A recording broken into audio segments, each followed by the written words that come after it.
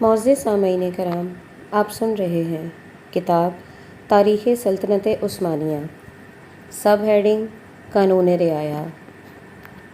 سلیمان نے اپنی غیر مسلم رعایا کے لیے جو قوانین وضع کیے تھے وہ اس کی رواداری، روشن خیالی اور تدبر کی ایک نمایاں مثال ہیں۔ اس نے لگان اور دیگر خدمات کو جو رعایا پر جاگیردار کی طرف سے عائد ہوتی تھیں تصریح کے ساتھ قانون رعایا میں درج کرا دیا تاکہ جاگیردار اپنے حق سے زیادہ مطالبہ نہ کر سکے۔ قانون رعایا کی روح سے مزید رواں زمین کی ملکیت کاشتکار کو حاصل ہوتی تھی اور اس کے معاوضے میں اسے لگان اور بعض محصول ادا کرنے ہوتے تھے اور اپنے جاگیردار کے لیے چند متعین خدمات انجام دینی ہوتی تھی۔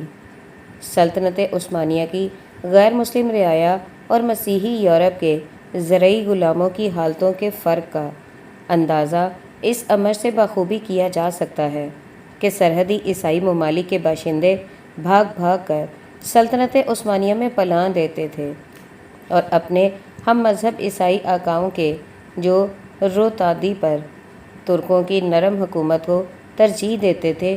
کریسی سلیمان کے ایک ہم عصر مصنف کا قول نقل کرتا ہے: میں گروہ در گروہ ہنگری دہقانوں کو اپنے جھونپڑوں میں آگ لگا کر اور اپنے بیوی بچوں، مویشی اور سامان کاشت کو لے کر ترکی علاقوں میں بھاگ کر جاتے ہوئے دیکھا ہے، جہاں وہ جانتے تھے کہ عشر کے علاوہ ان پر اور کسی قسم کا محصول یا تکلیف دہ بار عائد نہ کیا جائے گا۔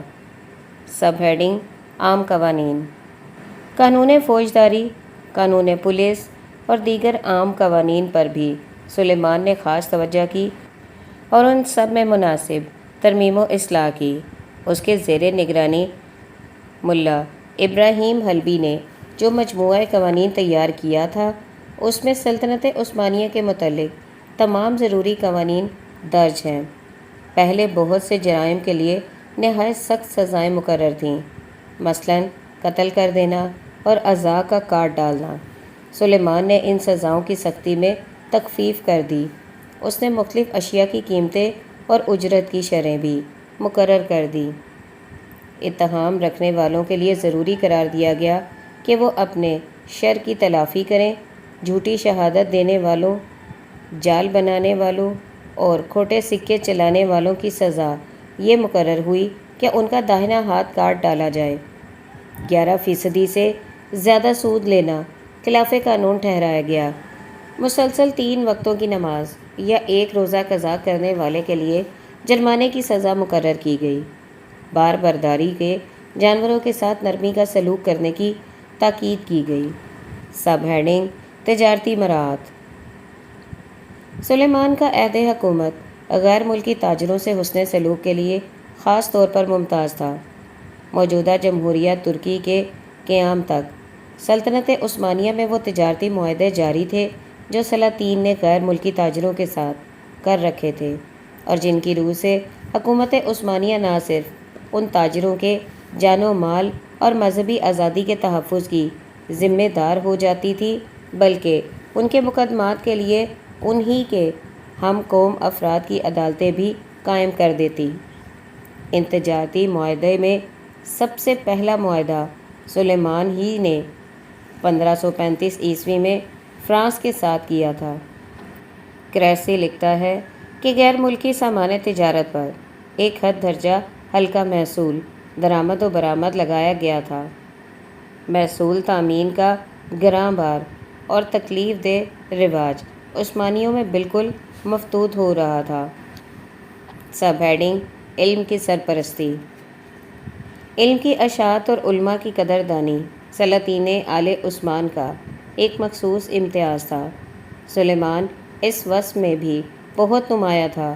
اس نے بہت سے مدرسے اور دارالعلوم بنوائے اور علماء کی تعلیمی تنظیم اور ان کے منصب میں بہت سی اصلاحیں کی۔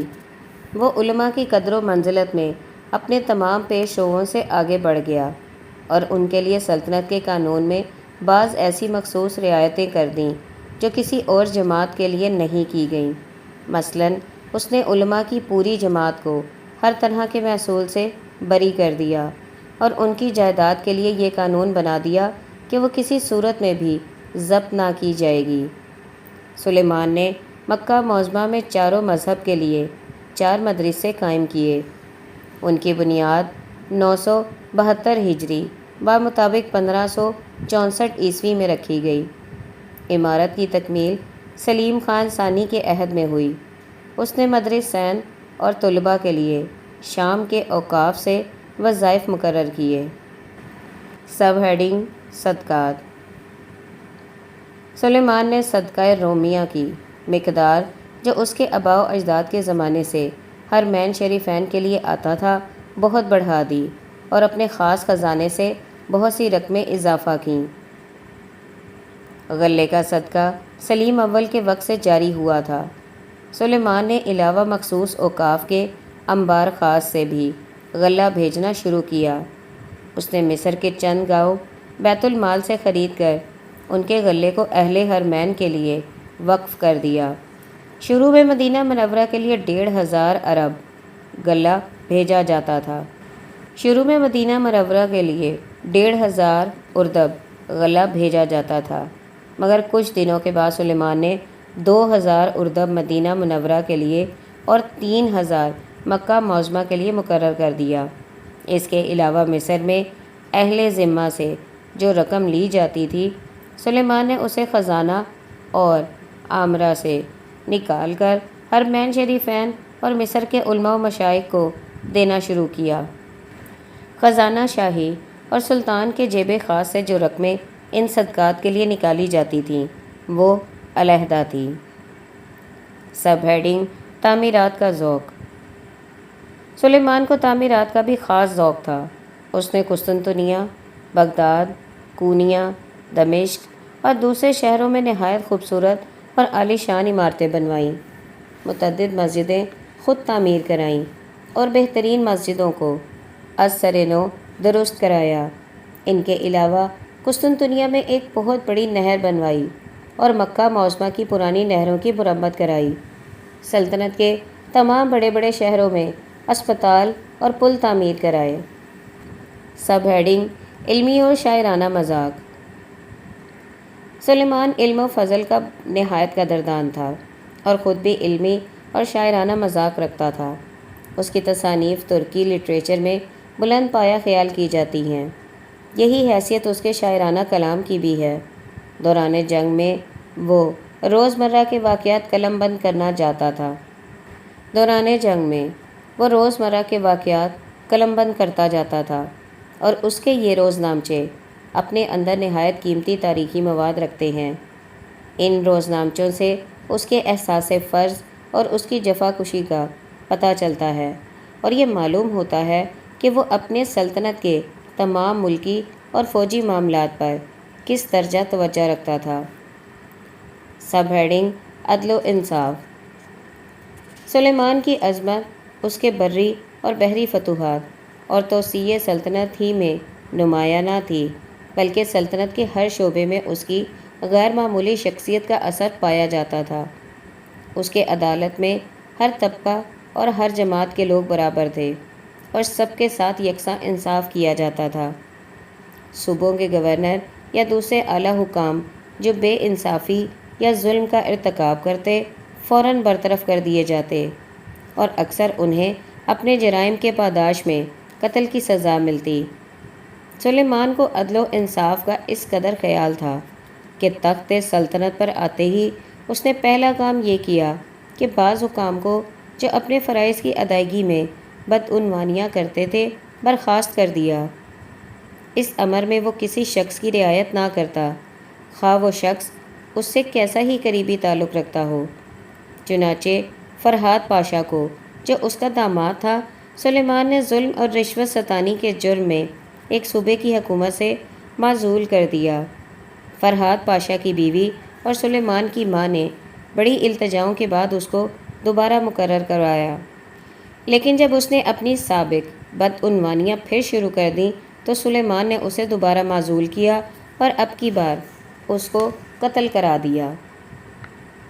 سب ہیڈنگ خون کے چند دھبے۔ سلیمان کی خانگی زندگی بالکل بے داغ تھی۔ وہ اپنی طبعی شرافت اور رحم دلی کے لیے مشہور تھا، لیکن خون کے چند بدنما دھبوں نے اس کے دامن کو بھی داغدار بنا دیا۔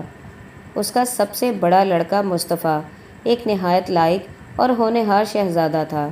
سلیمان نے اس کو ایک صوبے کا حاکم بنا دیا تھا، جہاں اس کی غیر معمولی قابلیت کے جوہر نمایاں ہو چکے تھے۔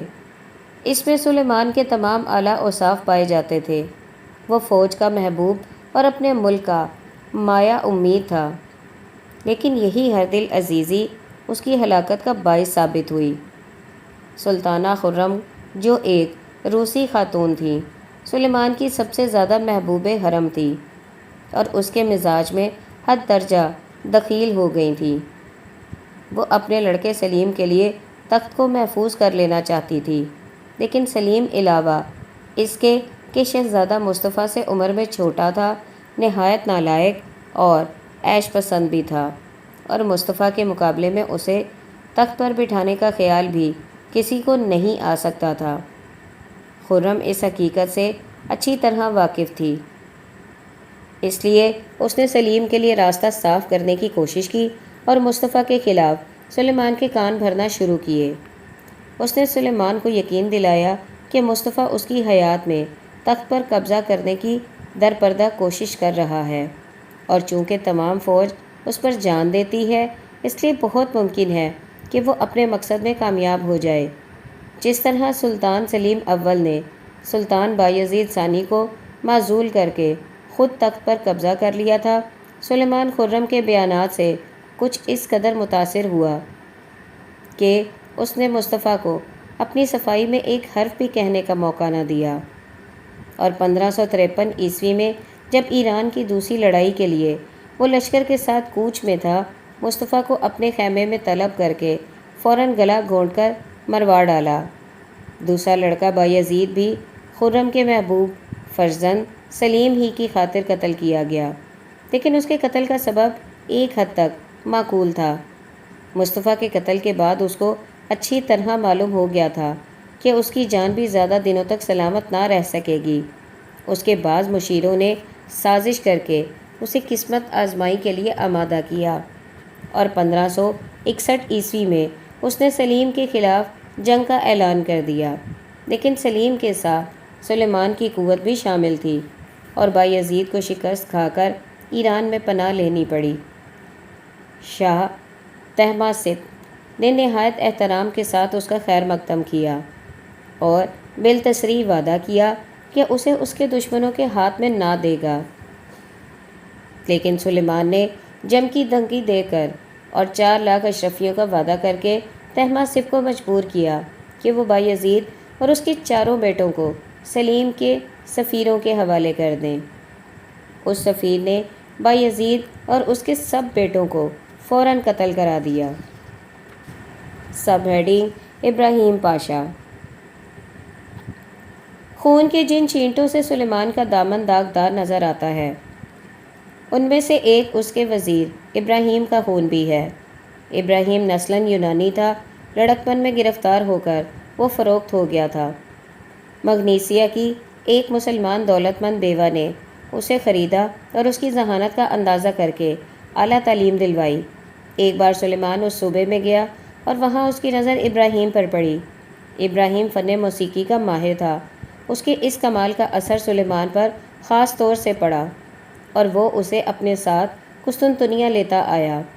وہاں پہنچ کر وہ اپنی قابلیت اور ذہانت کی وجہ سے روز بروز سلیمان کی نظر میں زیادہ محبوب ہوتا گیا، یہاں تک کہ سلیمان نے اپنی بہن کا عقد اس سے کر دیا اور 1523 عیسوی میں اسے سلطنت عثمانیہ کا وزیر اعظم مقرر کیا۔ سلیمان ابراہیم پر حد درجہ اعتماد رکھتا اور اس سے بے حد محبت کرتا۔ دونوں ساتھ ہی کھانا کھاتے، تمام امور سلطنت دونوں کے باہمی مشورے سے طے پاتے۔ جن مارکوں میں سلیمان کسی معذوری کی وجہ سے خود شرکت نہ کر سکتا، ان میں ابراہیم کو سر عسکر بنا کر بھیجتا۔